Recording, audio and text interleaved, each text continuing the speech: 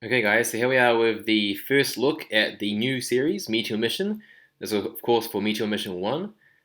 So pretty cool art, loads of characters, Goku, Master Ultra Instinct, as well as Beat and Note, which both got it. Actually, all the avatars got it now. All the avatars, all battle types, so really cool stuff. Pretty hype. I also got the return of Majin Ooto and a bunch of other characters, so yeah. We got actually 14 URs this time, which is a whopping amount. Pretty crazy. So let's start with this Vegeta. So of course this is from the Cell Saga. I guess it's the first HD model for Super Vegeta, or I guess Grade 2 Super Saiyan Vegeta, so pretty cool.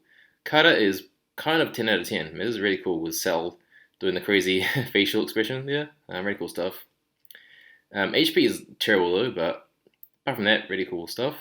New attack. This is the heavy assault kick. Pretty cool. That moment where he does like the crazy angle kick. He's got as his card action ability the Bedrock Crash, and this lowers the target's power and guard by 5,000. So, decent, I guess. There's a unit S with Goku and the Teenage Trunks for 5 energy. So a moderate cost. And this will basically reset the power of allies that have lowered power, and those allies will also get their damage multiplied by 2. So pretty good. It's a bit more expensive than the standard one, but being the unit S, you don't actually consume the energy, which is kind of the trade-off, I guess. Then for his main ability, so at the start of the battle, this Vegeta's Miracle Chance will be permanently disabled, but in return, he's immune to stun for the battle, which is, I guess, a pretty good trade, I guess. Also, when he is in the attack zone, at the end of the power level battle, his power and damage will be doubled, which is pretty good. That's every turn, potentially. But if he's in the support area instead, then his power level will be doubled, and you'll get 2 hero energy for your team. So, decent. I think if both his effects were combined, so you get both of his effects in the one turn, that would be really good, but you have to choose between the power and damage doubling, or the double power level and the 2 energy. So if you get all 4 at once, it'll be amazing, but having to choose is a bit of a drawback, but not bad. But again, the low HP is definitely a big minus, but yeah, that's how it is, I guess. And by the way, the mission's coming out on the 9th of November, so about 2 weeks away. So next up we have another UR switch card, the second in 2 missions, being Android 17 and 18. So kind of in many ways, the perfect kind of, I guess, candidate for a switch card, these two. It's really cool art there. HP is pretty high, and I think 17 has more power, where 18 has more guard, but yeah, it's pretty similar stats though. New attacks as well, we got for 17, the Trinity Sonic, and for 18, the Trinity Rush. So, interesting names, both 4 energy costs, so quite cheap, which is nice. So for 17, so when you make your move each round, you'll lower the enemy's HP by 1,000, and if you have 16 on your team as well, it'll be times by 3, so it'll be 3,000 HP then, if you have 16 on your team. So pretty cool stuff. And when he's in the attack zone, at the end of the power level battle, all of the enemy attackers will have their guard lowered by 5,000, and their CI speeds greatly increased. But that part is only for that round, right? So it doesn't stack. But still pretty good, I guess. And for 18, so when you make a move each round, oops, sorry about that, you'll lower all the enemy attackers' stamina. And again, if you have 16 on your team, we times by 3, so it'll be lowering your stamina even further. So yeah, you really want 16 on your team to get the most out of this card. And when she is in the attack zone, at the end of the power level battle, then during that round, all of the enemy attackers will become very weak to stamina damage, aka they'll be easier to stun, and all of your ally attackers' power will be increased by 5,000. Again, only for that round, but still pretty good. I think probably 18 is better than 17. And 17 is still good, meaning with HP lowering by 3,000 is pretty strong. But 18 definitely has the potential to stun a lot of guys with her ability. So yeah, 2 good abilities. I think 18 is probably a bit better though. And we also have this really cool dramatic art for this card. So this is the UR for this mission. It's getting a dramatic art. So really cool stuff. Yeah, that's actually probably one of the best to date. Maybe even the best DA to date. Definitely one to get, I think. Okay, and to celebrate getting the new Master Ultra Instinct for all the avatars, we have this Goku and Beat card. Really cool art there. So nothing honestly that special with this card. It's got a reused card action from the 10th anniversary. This is the Hero's Rush. I'm pretty sure it's the first time it's on a UR though, which is pretty cool. So basically, it's a attack with Goku and Beat together. Really cool. And I think if you have one more avatar, so yeah, basically the extra effect is the enemy's damage that they take is doubled. But if the hero avatar is the third partner, or the third member of this attack, then it's increased. So maybe 3 times. So basically, if you have the hero avatar as the third member, the effect will be boosted. So it's pretty cool. And definitely quite a rare one to see. So it's cool. As for the main ability, so before you make your move each round, this Goku's stamina will be recovered by 50%. And also, if you have 3 hero energy that turn, then that turn you'll ignore all the enemy's damage reduction. If you have 6 or more, then you'll also ignore their guard. And with 10, you also get 5 times damage that turn. So potentially really strong. It does require quite a lot of hero energy though. Now, I don't think it's for the whole team. If it was for the whole team, that'd be amazing, like all 7 guys, but I'm pretty sure it's just for this Goku, but it would be a lot better if it was for the whole team, but yeah, I guess we'll wait and see. But, cool art is definitely the plus for this card. Now up to what is my favorite card of these 14, we have finally the Gallic Gun Father and Son card, which is really hype. Of course, Trunks and Vegeta together. That's really cool. We've got a new super attack. This is the Gallic Gun of Hope. Very cool. And then on the second round, he can summon Vegeta, and they do the Father-Son Gallic Gun. So really cool stuff.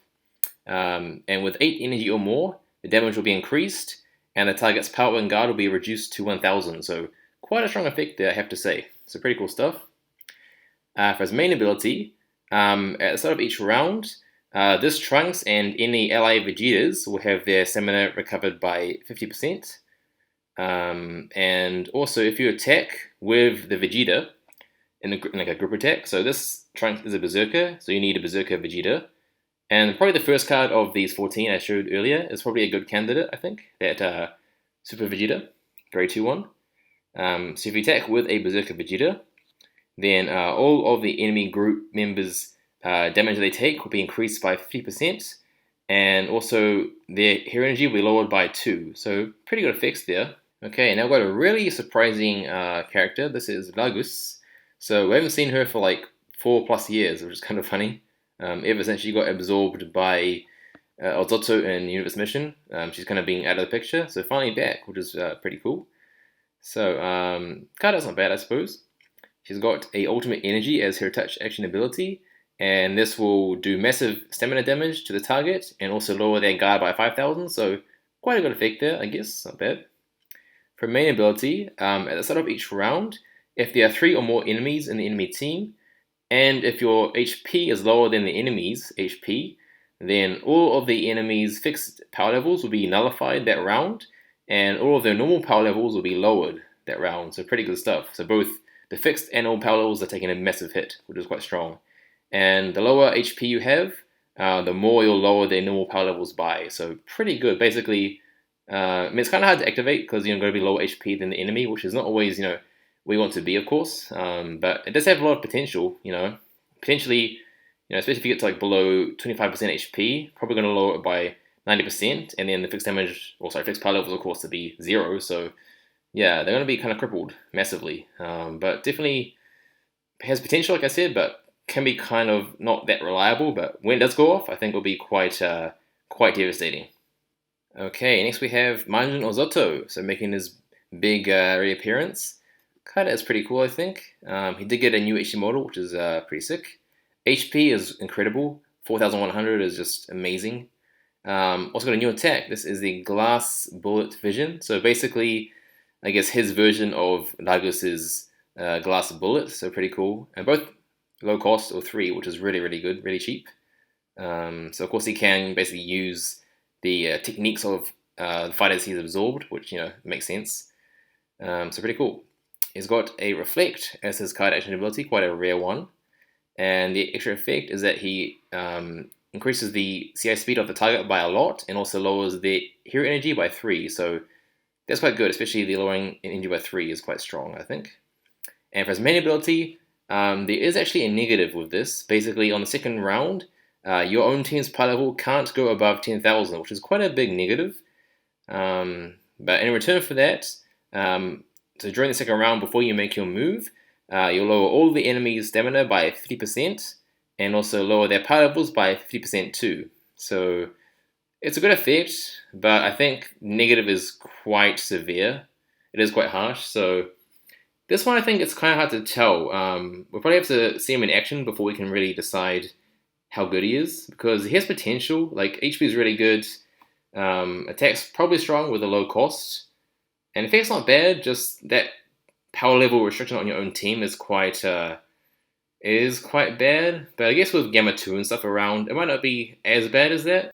Okay, on to the last 8 URs. We have the Blood of Saiyan URs.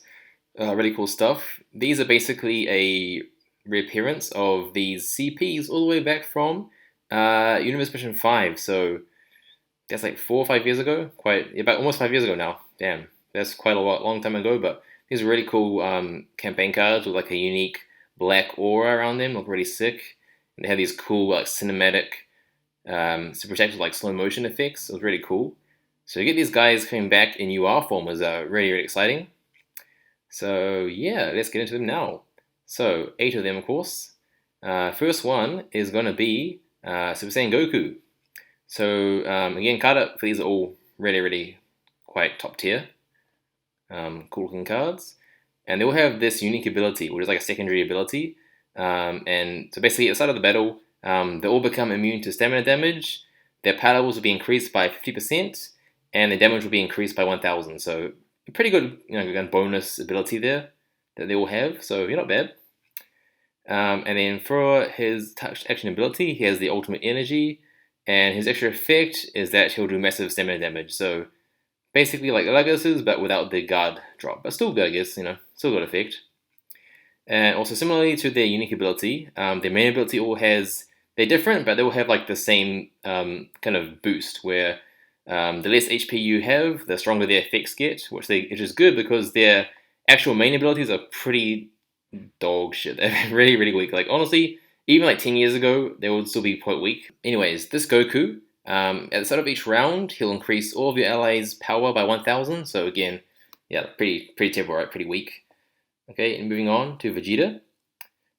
So he has, as his card action ability, he has the Far Flying Swing, and this will nullify permanently the enemy's power level, so pretty good, and also do massive stamina damage, so definitely a better attack, better action than the Goku's, so good stuff there. And his main ability is the opposite of Goku, so he'll lower all the enemy's power by 1,000. So yeah, again, really weak. Next we have Trunks, pretty cool stuff.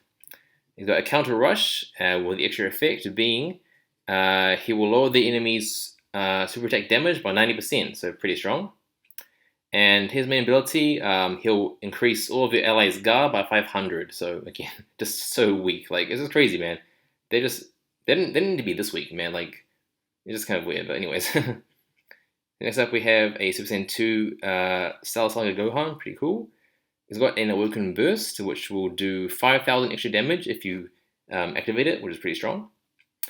And then his main ability, he'll slightly restore the stamina of all your allies, so a bit more useful, but still pretty weak, I guess. Then we have Gotenks, Super Saiyan 3, pretty cool art, again.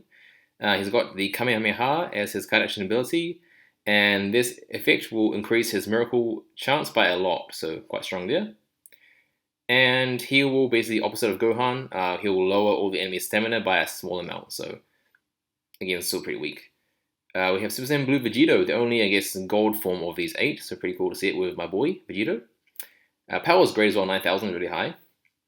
As his touch action ability, he has the Ultimate Slash, and this will increase the enemy's charging back speed by a lot, and also nullify their miracle chance. So honestly, pretty good there, not bad. And for his main ability, he will increase the damage all the enemies take by 10%. So pretty low, but I guess not terrible compared to some of the other ones though. Okay, next up we have Vegeta, Super Saiyan Vegeta.